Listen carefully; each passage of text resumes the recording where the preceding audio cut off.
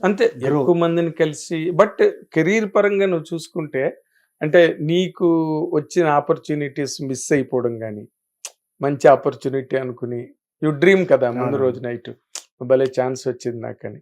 అలాంటి ఛాన్స్‌లు మిస్ అయిపోయినవి ఏమైనా ఉన్నాయా నీ చాలా కెరీర్? ఉన్నాయి సార్. నాకొక ఆల్మోస్ట్ ఇంకా నేను రిటర్న్ ఎళ్ళిపోవాలి. అన్నీ తీసుకొని వెళ్ళిపోవాలి. తట్టబుట్ట సర్దుకుని. తట్టబట్ట సర్దుకొని వెళ్ళిపోవాలి. హ్మ్. ఒక పెద్ద ప్రొడక్షన్ హౌస్ నుంచి సడెన్‌గా కాలొచ్చింది నాకు. హ్మ్. ఇలా డైరెక్టర్ మీ పేరు చెప్పారు. మీరైతే బావుంటారు. రేపు కథ చెప్తాము. రేపు మీటింగ్ ఉంది. కథ విన్న తర్వాత విల్ హావ్ ఎన్ అగ్రీమెంట్ అని చెప్పారు. రిలీఫ్ వచ్చింది. సో, బ్యాగ్ అంతా వదిలేసి రిలాక్స్‌గా కూర్చున్నా. కరెక్ట్‌గా ఒక 2 అవర్స్ తర్వాత రేపు మీటింగ్ క్యాన్సల్ అయిపోయింది అన్నారు. ఓహ్! అవునా అండి? ఎప్పుడు అండి? చెప్తామన్నారు. 1 మంత్. 1 మంత్ దాకా కాల్ రాలేదు. మీటింగ్ ఉంటది చెప్తాను రేపు కాల్ బ్యాక్ చేస్తున్నాను. Message we will let you know అని చెప్పారంతే. ఆ 1 మంత్ మొండితనం ఉంది గదండీ. పిలుస్తారు. చూస్తే ఆ సినిమా ఇంకొకరికి వెళ్ళిపోయింది. ఎందుకంటే 'నవీన్ చంద్రకి' ఆ టైంలో ఏ సినిమాలు లేవు. మార్కెట్ లేదు. ఏమి లేదు. ఆడితో ఎందుకు చేస్తారు? అదే which is right. Of course. Which is right. Because నా క్రెడిబిలిటీ నేను చూపించుకోలేకపోయాను ఆ టైంలో. అండ్ ఆ ప్రాజెక్ట్ నా చేతి నుంచి వెళ్ళిపోయింది. ఆ రోజు డిసైడ్ అయ్యాను నేను. అంటే ఒకరు నాకొచ్చిన పనిని లాక్కొని ఇంకొకరికి ఇచ్చే అంత కెపాసిటీ ఉంది ఆ వ్యక్తి కంటే సరే. నా కష్టం నువ్వు. నేను ఇప్పుడు అడిగినా నువ్వు చెప్పడానికి చాలా ఇబ్బంది పడిపోతావు. అవును. బట్ నువ్వు సక్సెస్‌ఫుల్‌గా ఉన్నావు కాబట్టి కెరియర్‌లో. దాదా ఫాల్కే అవార్డ్ కూడా అవును. బెస్ట్ యాక్టర్‌గా తీసుకున్నావు. ఆ గ్రూప్‌లో. గ్రూప్‌లో. ఆహ్, ఫెస్టివల్స్ ఆ అవి. ఫెస్టివల్స్‌లో బెస్ట్ యాక్టర్ తీసుకున్నావు. So, today you or something. Yeah! Sir. నిన్ను మెచ్చుకునో, నిన్ను ఎంచుకునో 'నవీన్ చంద్ర అయితే బావుంటుంది ఈ క్యారెక్టర్‌కి' అవును. అనేది రావడం కూడా చాలా గొప్ప. అవునండి. చాలా ఏంటి ఆ సినిమా? నీ క్యారెక్టర్ ఎవరికెళ్ళింది? అంటే ఆ సినిమా తర్వాత ఆహ్, స్ ఫినిష్ అవ్వలేదండి ఆ సినిమా కూడా. హ్మ్. షూటింగ్ స్టార్ట్ అయింది. ఓకే. తర్వాత హ్మ్. ఆగిపోయింది. ఆగిపోయింది. ఓకే. బట్ ఏంటంటే అక్కడ నేను డిసిషన్ తీసుకున్నా. ఓకే. సో, ఇక్కడ if you want to survive here నీ పర్సనల్ డెసిషన్స్ నిన్ను ఎఫెక్ట్ చేసేలాగా నువ్వు హ్మ్. ఉండకూడదు. Like I decided to leave. మళ్ళీ వద్దాంలే. వెళ్ళి మళ్ళీ సంపాదించుకొని ఏదో చేసుకొని మళ్ళీ వచ్చి ట్రై చేద్దాంలే అని ఒక థాట్ వచ్చిందప్పుడు నాకు. ఇంకోసారి ఆ థాట్ రాకూడదు. ఏం జరిగినా, ఏదున్నా, ఎంత కష్టంలో ఉన్నా, 'జీనా యహా మరనా మరనా యహా.' యహా ఏమో నువ్వు ఆ లాస్ట్ ఎడ్జ్ ఆఫ్ ద లైన్‌లో ఉన్నావేమో. అక్కడి దాకొచ్చి నువ్వు అక్కడ కూడా పేషెన్స్ నువ్వు పెట్టకపోతే వచ్చేటివి కూడా రాదేమో. So, I was waiting till that and it worked sir. It worked. అంటే ఆహ్, హ్మ్. అదే మన లైఫ్ మనకు హ్మ్. అన్నీ నేర్పిస్తాయి గదా! ఎగ్జాక్ట్‌లీ. లైఫ్‌ని ఎవ్రీథింగ్ మించిన టీచర్ లేదుగా. లేదు. So, I think life taught me హుహు. హౌ ఇంకా ఏమైనా మిస్ అయిపోయినవి ఉన్నాయా అలాగా? అదంటే ఆగిపోయింది. అయిపోయింది. ఇంకా అలా ఇంకా వచ్చి చాలా మిస్ అయ్యాను సార్. అవునా? చాలా మిస్ అయ్యాను. అంటే హ్మ్. కొన్ని కొన్ని టైంలో అగ్రీమెంట్ చేసి అడ్వాన్స్ ఇచ్చి రిటర్న్ చేసిన టైం ఉన్నాయి. ఓహ్! చాలా ఇప్పటిదాకా నేను చాలా అడ్వాన్స్‌లు రిటర్న్ ఇచ్చాను. హ్మ్. అంటే అది వాళ్ళ చాయిస్ సార్. బికాజ్ ఆ కంఫర్ట్ జోన్‌లో ఆళ్ళు సినిమా చేయలేనప్పుడు వాళ్ళకి ఫైనాన్షియల్ ఇష్యూస్ వచ్చినప్పుడు ఫోర్సబుల్‌గా ప్లీజ్ ఇలా చేయొద్దు నా జీవితంతో. ప్లీజ్ డూ విత్ మీ అని చెప్పి అని మనం వినరు. చెప్పలేము. అది వినరు. చెప్పలేము కూడా. యెస్. సో, హ్మ్.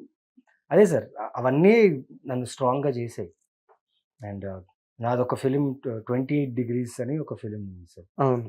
అది నా పెద్ద హోప్ ఉండే సినిమా. ఎందుకంటే దాని ముందు, దాని తర్వాత నాకు సినిమాలు లేవు. హ్మ్. బట్ నేమ్ ఉంది. బికాస్ ఆఫ్ 'అందాల రాక్షసి', 'నవీన్ చంద్ర' అనే ఒక నేమ్ ఉంది. దాని తర్వాత నాకు ఏం లేదు.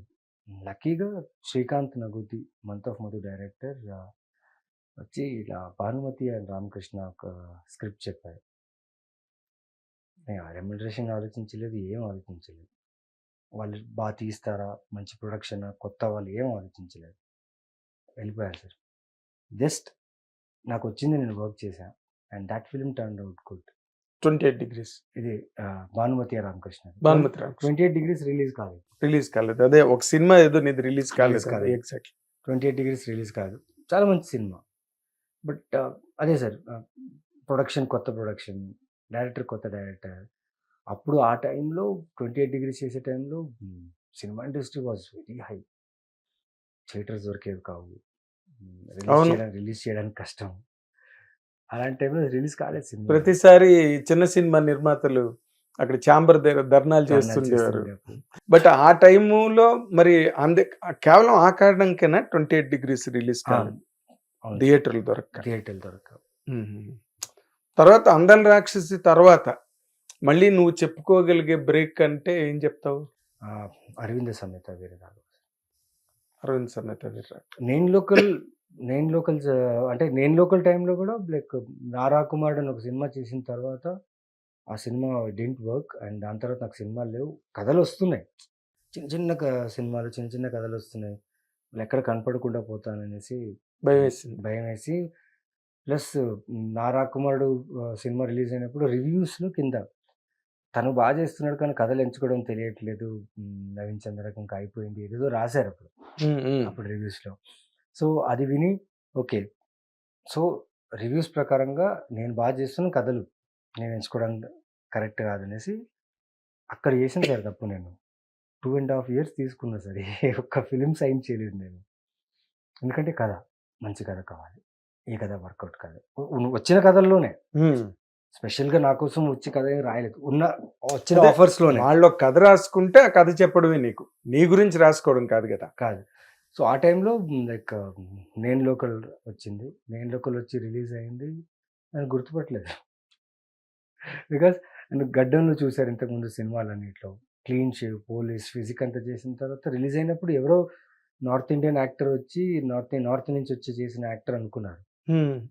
టెలివిజన్లో రిలీజ్ అయిన తర్వాత అర్థమైంది దట్ అందాల రాక్షసి చేసిన హీరో నవీన్ చంద్ర ఇది ఈ సినిమా రిజిస్టర్ అయింది.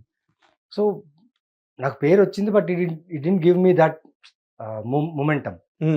బట్ అరవింద సమేత వీరరాఘవ నాకు రిలీజ్ అయ్యే వరకు కూడా నాకు తెలియదు. నేను జస్ట్ నాకు ఒక వర్క్ వచ్చింది, ఒక పెద్ద కాంబినేషన్లో పెద్ద సినిమాలో నేను చేస్తున్నాను, ఒక హోప్ వచ్చింది. ఒక ఇక్కడి నుంచి మనం ఇలా క్యారెక్టర్స్ చేసుకుంటే వెళ్ళొచ్చు, వెళ్తూ తర్వాత if at all it works, మంచి కథ దొరికితే చేయొచ్చు, లీడ్గా చేయొచ్చు అని అనుకున్నాం. But Aravinda Sametha total change అయిపోయింది సార్. అవునా? అక్కడి నుంచి నో స్టాపింగ్, అక్కడి నుంచి ఇప్పటిదాకా నో స్టాపింగ్. ఓకే. అంటే ఇంత పెద్ద కాస్టింగ్ ఉంటూ నా క్యారెక్టర్ స్టాండ్ అవుట్ చేసేలాగా త్రివిక్రమ్ గారు ఆ క్యారెక్టర్ని తీర్చిదిద్దడం, and I look terrific in that film. అవును. నాకే మొన్న రీసెంట్గా మళ్ళీ నేను చూస్తుంటా సార్ నా ఫిలిం, చూసా లైక్ ఆ జోన్లో ఎలా ఉండే నేను ఆ టైంలో. Like I didn't have anything. ఆ టైంలోనే I was affected by chronic disease called rheumatoid arthritis. And Aravinda Sametha is full of action, you need to look fit, అంతా చేయాలి. సో కష్టపడి చేస్తాను ఆ సినిమా. దాని తర్వాత రిలీజ్ అయినప్పుడు నాకు మెయిన్గా నాకు మొమెంటం చాలా స్ట్రాంగ్గా మొమెంటం ఇచ్చింది ఏంటంటే ఇండస్ట్రీలో అగైన్ అంటే అందాల రాక్షసి, నవీన్ చంద్ర అని గుర్తుండి కానీ సినిమాలు లేనప్పుడు ఎన్టీఆర్ గారు ఆయన చేసిన ఒక విషయం నాకు నిజంగా చాలా నా కెరియర్లో ముందు ఇక్కడ దాకా రావడానికి కారణం ఆ ఒక్క టైం అనమాట. అరవింద సమేత ప్రీ రిలీజ్ ఈవెంట్లో ఈ సినిమాకి 4 పిల్లర్లు అని చెప్పి, ఆ 4 ఇంకో పిల్లర్ నేనని చెప్పి నా చేయి పట్టుకుని ఆడియన్స్ ముందు తీసుకొచ్చి ఎన్టీఆర్ గారు నా యాక్టింగ్, నా పర్ఫార్మెన్స్ గురించి చెప్పారు. అక్కడ మొత్తం వాలిడేషన్ దొరికింది నాకు.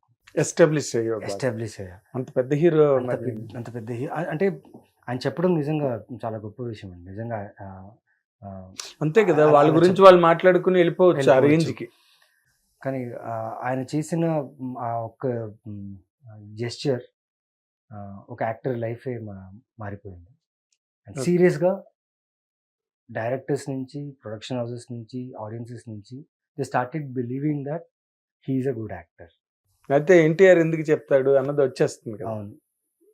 "ఏయ్! నీకేంట" మా బళ్ళారిలో అండి. నేను దీవాళికి పండగకెళ్ళినప్పుడు